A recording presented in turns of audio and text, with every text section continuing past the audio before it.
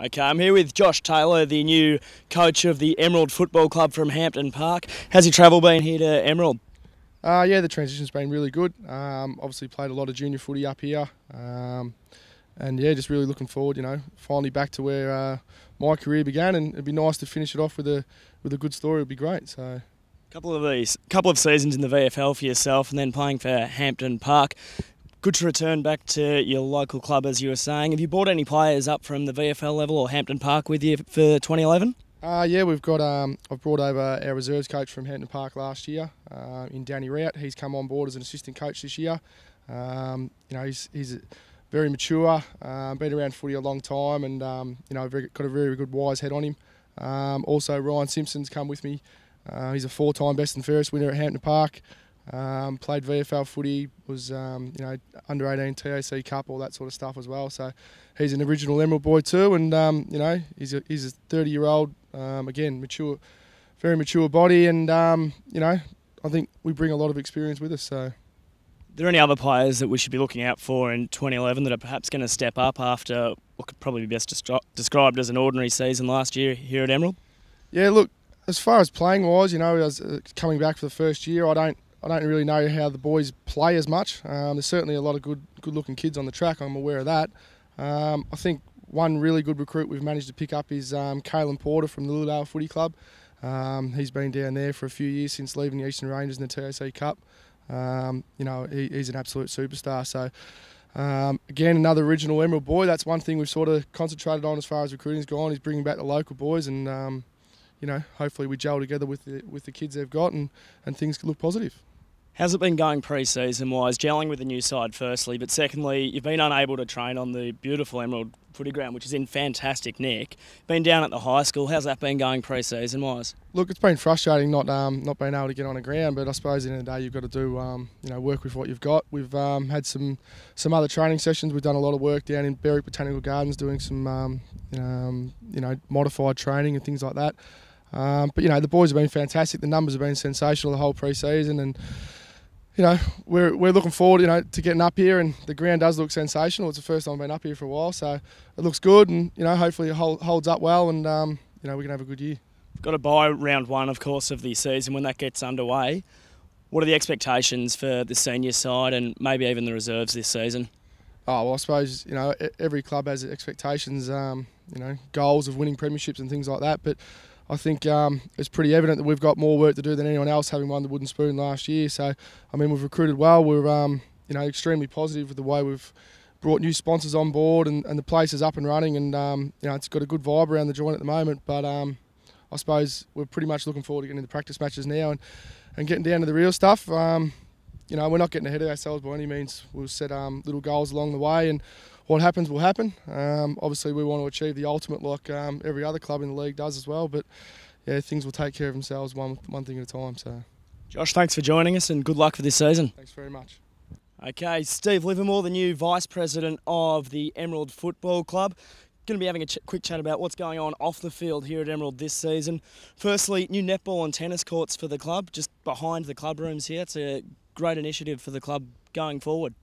Yeah, it's very important that we get the whole club here. It is the football netball club, so the girls used to play up at the secondary college, so we've got them here. We'll have that ready over the back there for this season. The courts have been resurfaced and they'll be relined, and it should be great for the girls, and we'll all be here together. Been a bit of a change at the top end of the club with a couple of former presidents stepping down, and new president this season, of course, Paul Riley, who couldn't be with us today. Is there any other movements at board level going forward this year? Well, of course, we had Bill and Robin, who were real stalwarts of the club. They were president and secretary for 8 or 9 years, and they've taken a step back, but still involved.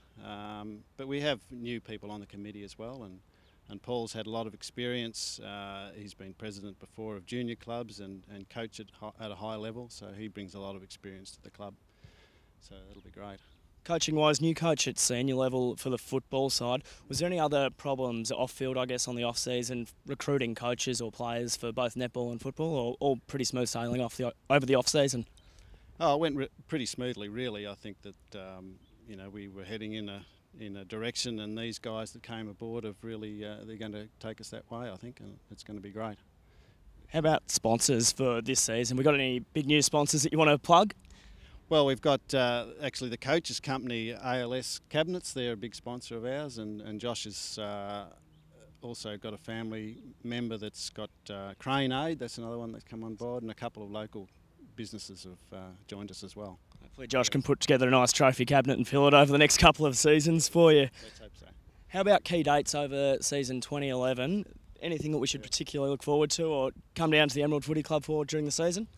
Well, we've got a few practice matches coming up, but I suppose the next big event is the Family Day on the 27th of March. That'll be a great day to sort of kick off the season. We've got a practice match instead of our bye on the first round, so that'll against Yarra Glen, who have moved up to First Division this year, and that'll be great to have a hit out against them. Excellent. For the last time in a while as well, or until you guys are in Division 1, hopefully in the coming seasons. Finally, is there any works on the agenda? You spoke about the new netball courts a bit earlier. We're going to see a facelift to the club rooms here latter end of this season or even into 2012? Well, the netball courts was the big one, but the extension to the club rooms and improvements there are ongoing, and we're hoping that we get some help from council and government maybe to push that along, but we certainly need some improvements there as well. Steve, thanks for your time this afternoon. Good luck for this season coming, and hopefully we can see Emerald with a couple of big wins this season. Let's hope so, Ed. Thank you. Thanks, mate. Joined by Tony Walker now, the A-grade coach of the girls here at Emerald Netball. Firstly, Tony, how's the pre-season been? Had a very good pre-season, had very good numbers, picked up a couple of recruits, been training 2 nights a week for about 3 months now, so the girls should be pretty fit this year. Tell us about the recruits that you've got going forward this season. We picked up Sam Collar from, she played at Thornton Yilden a couple of years ago, had a year off last year with a pregnancy, so she's played some good netball. A couple of young girls, we hope a lot of the younger girls, we put a lot of time into them over the summer, and we're hoping them to step up and play A grade, where we had a good C and B grade last year. We're hoping them to push up and put some pressure on A grade girls.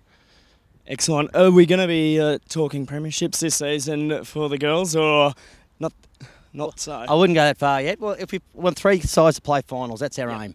If we get 3 sides to play finals, we finish top 2, anything's possible, but we'll see what happens after that, eh? And are the sides going to be pretty stable throughout the season, or are you expecting a fair bit of movement coming through B-grade girls, putting a bit of pressure on the A-grade girls to keep their place in the side?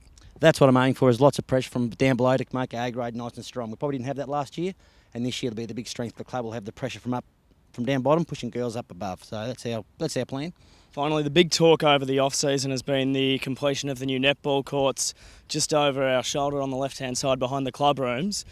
Now, if they're completed, is that an exciting boost for the netball part of the club this season? It'd be fabulous for the club to get everyone together. And the big word is if. We've been waiting for probably 2 seasons now. They keep telling us it's going to be ready. We've only got a month to go, so fingers crossed. And if it all happens, it'll be great for the community and great for the club in general, I think. Get everyone under the one roof, and should be exciting times for the footy netball club, I hope. Finally, do you have any other messages for any of your opposing sides this season going forward? No. Just good luck. See you in finals. Thanks a lot, Tony. Good luck this year, mate. Thanks, Ed. See you, mate. Cheers.